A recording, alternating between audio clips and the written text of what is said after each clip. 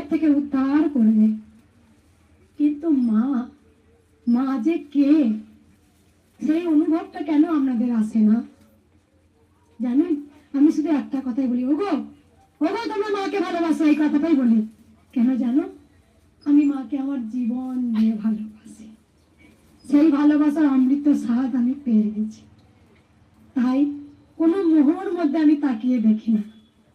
কোনোদিন মায়ের কাছে আমি বলি না, মা গো আমার সন্তানকে ভালো করো, আমার সন্তানকে এই দাও, আমার স্বামীকে ওই দাও। না মা, তুমি কপালে যা লিখেছো তাই হবে।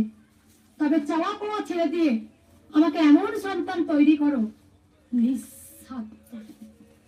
মামা খাপা কেমন করে পেয়ে গো মা গো? কিচ্ছু চাইলো না। আচ্ছা ভেবে দেখুন তো, আমরা যদি ভালো মন্দ না খেতে পাই, আমরা প্রত্যেকটা একটা ভক্ত এসছেন বিউটিশিয়ান কাজ করেন, বলছে মা আমি খেতে পারছি না। আমি ভুল বলছি, আজ পর্যন্ত কোনো সন্তানকে অভুক্ত রাখেনি। গোবিন্দ রাখবে না, রাখবে না।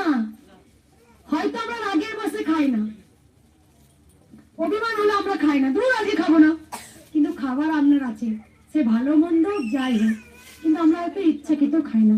তবে একটা কথা ভক্তদের বলবো, যে বামা খেপা মাকে চর মেরেছিল, পরমাংশদেব মাকে বকেছিলেন, মা মা তার হাতে খাচ্ছে না, আর আমরা মাকে কটু কথা শোনাই আমাদের চাহিদা পূরণ হচ্ছে না বলে।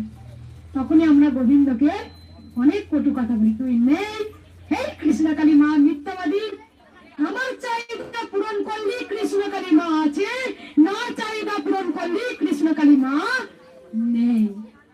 আমার বাবা নেই, তাই কিচ্ছু নেই। আমার জানি মাকে, তোমার চরণে আমাকে শেষে ঠাঁই দিও, আর তোমার রাঙা চরণে যেন আমি আলতা পড়াতে পারি। যদি আমার জন্ম আবার হয়, জানি আমার জন্ম আর হবে না, পুনর্জন্ম হবে না, মা আমাকে নিয়েই নেবে। কিন্তু যদি আমার ফিরে আসি, হয়তো কিছু 7 জন্ম পূর্ণ করার পর মা আমাকে আবার পাঠিয়েছে, যা আমার সন্তানদের উদ্ধার কর। যেমন হরিচাঁদ এসেছিলেন হরে কৃষ্ণ বিলাইতে, হরিদাস এসেছিলেন হরি নাম বিলাইতে, যেমন মহাপ্রভু চৈতন্যদেব এসেছিলেন ভগবান শ্রীকৃষ্ণ আর এক অবতার। তাই মানুষ রূপ যদি না নিতাম, তাহলে বলতে পারতাম এ মরা হরে কৃষ্ণ বল, এই জয় কৃষ্ণকালী মায়ের জয় বল, এই কথা বলতে পারতাম। তাই সব সময় বলবো, হাতে কর্ম করো, আর গোবিন্দ ভজন তোমাদের করতেই হবে।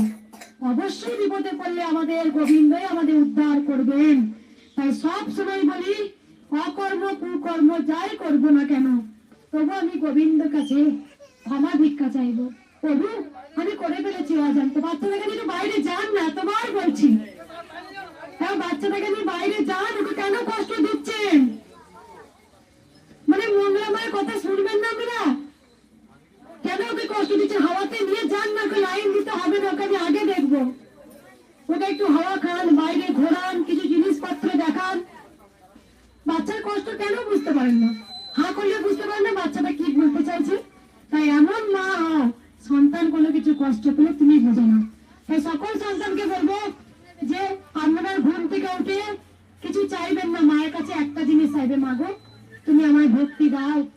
তোমার তো আমার অবুঝ সন্তান, যদি ছোটখাটো কিছু অন্যায়ের পথে পা বাড়ায়, সেই পথটাকে তুমি আটকে দিও, আমাকে সঠিক পথে তুমি নিয়ে যেও মা।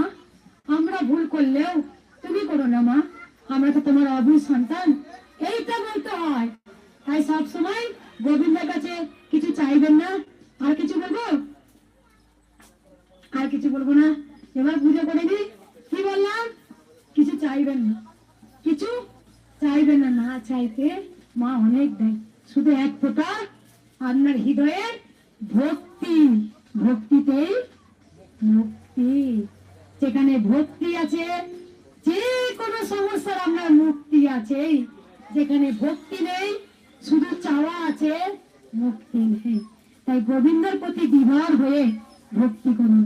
আর কিছু বলবেন না, শুধু একটা কথাই বলবো, আমাকে 8 ঘন্টা সময় দিন, আমি মাকে শাড়িটা পরিয়ে দিই, মাকে পুজোটা করে আমি সকল ভক্তকে দেখবো। আর কেউ তাড়াহুড়ো করবেন না, যারা লাইন দেননি লাইন দিয়ে পুজো নেবেন। আর শুধু একটা কথাই বলবো, মা যেটা বললো, দে তো না